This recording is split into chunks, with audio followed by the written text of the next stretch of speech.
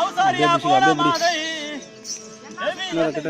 எவ்விதமாக்கி நாம் செய்ய வேண்டும்.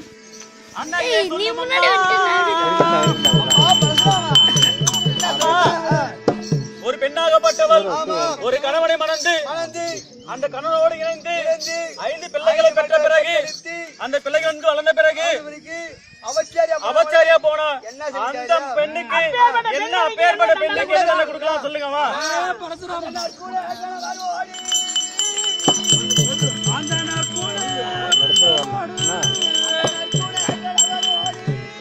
அந்த நற்குண கணவரோடு சேர்ந்து வாழ்ந்து அந்த நங்கையும் சேர்ந்து வாழ்ந்து அந்த துர்பத்தி சோழமும் பெற்றவாழ